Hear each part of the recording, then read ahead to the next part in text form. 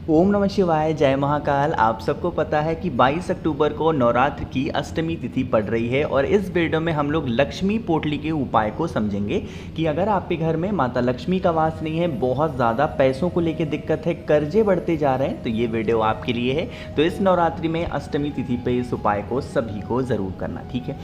लेकिन उससे पहले आपको बता दूँ, इस पूरी वीडियो में हम लोग 4 सबसे प्यारे उपाय की बात करेंगे जिससे धन संपदा हम सभी के घरों में हमेशा बनी रहेगी, ठीक है। तो एक एक उपाय की तरफ हम लोग बढ़ते हैं। सबसे पहले हम लोग बढ़ रहे हैं अपनी लक्ष्मी पोटली की तरफ। कहोगे भैया ये बनानी कैसे है, क्या इसके तरीके हैं, समझो। देखो, यहाँ पर हमें ज़रूरत होगी एक लाल कपड़े की। लाल कपड़ा आपको कोई ज़रूरी नहीं कि नया ही लेना है, साफ़ सुथरा होना चाहिए, ठीक है। लाल कपड़ा ले लिया, साथ ही साथ हमें लेना होगा हल्दी की एक गांठ। इस उपाय में हमें पिसी हल्दी की ज़रूरत नहीं है, मात्र हल्दी की एक गांठ बहुत छोटी सी लेना, ठीक है। हल्दी की गांठ ले लिया, साथ ही साथ हमें चावल के दाने चाहिए, एक चुटकी चावल का दाना। अब उस एक चुटकी में चाहे 10 आ जाए, 20 आ जाए, 100 आ जाए, उससे हमें मतलब नहीं है, बस एक चुटकी चावल का दाना लेना। इन सभी चीज़ों को लेना। साथ ही साथ जो माता लक्ष्मी को बहुत प्रिय है वो है कमल गट्टे। तो हमें एक कमल गट्टे की भी यहाँ पे ज़रूरत होगी, किसी भी पूजा पाठ के स्टोर पे इजीली आपको मिल जाएगा, ठीक है। एक कमल गट्टे लेना। इन सभी चीज़ों को क्या करोगे, जो लाल कपड़ा मैंने आपको दिखाया ना, इन सभी चीज़ों को इसी लाल कपड़े में डाल करके और इसकी इस तरीके से एक छोटी सी पोटली बना लेना, अच्छे तरीके से बांध देना है ना।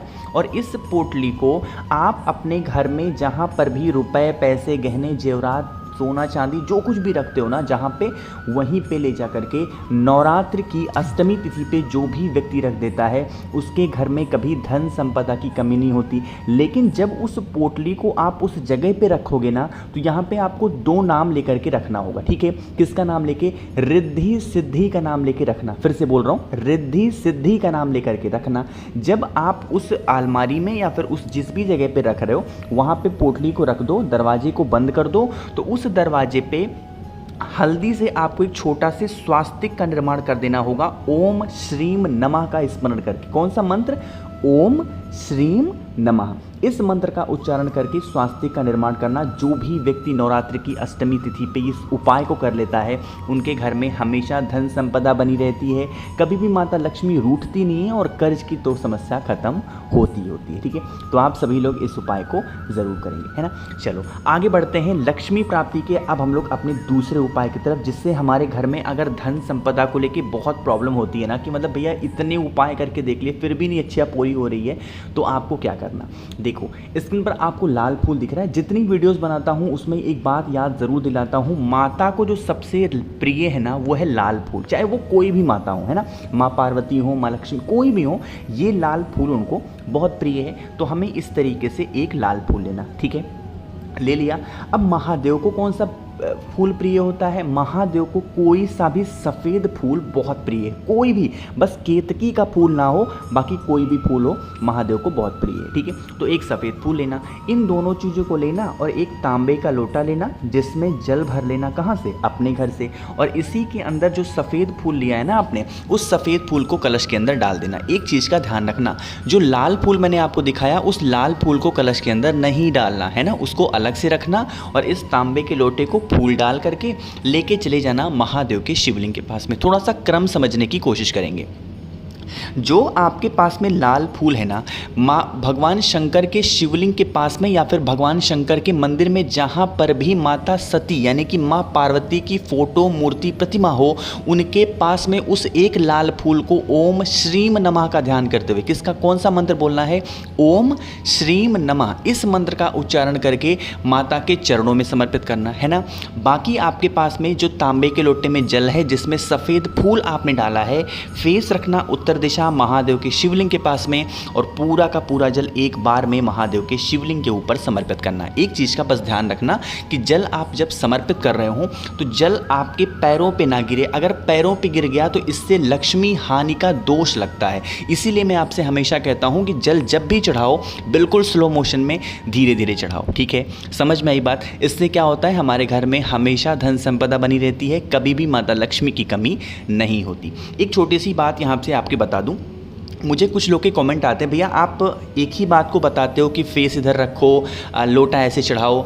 तो मैं आपको बता दूं कि अभी भी कम से कम 90% लोग ऐसे हैं जिनको मैं पूजा पाठ मंदिर में करते हुए देखता हूं, तो उनको देखता हूं कि गलत तरीके से करते हैं। तो इसलिए मैं ये मान के करता हूं कि आप मेरी वीडियोस को पहली बार देख रहे हो तो चीज़ों को थोड़ा समझ लो। भले ही वीडियो थोड़ी सी बड़ी हो जाए, 1 मिनट एक्स्ट्रा लग जाए, लेकिन चीज़ें आपको बहुत क्लियर होनी चाहिए। पूजा पाठ बहुत ढंग से होना चाहिए, एक तरीके से होना चाहिए, वरना फिर कोई मतलब नहीं है पूजा पाठ करने का। ठीक है, नहीं करोगे तो भी महादेव खुश होंगे, लेकिन अगर कर रहे हो तो तरीके से करो। ठीक है, चलो तो 2 तो हो गए।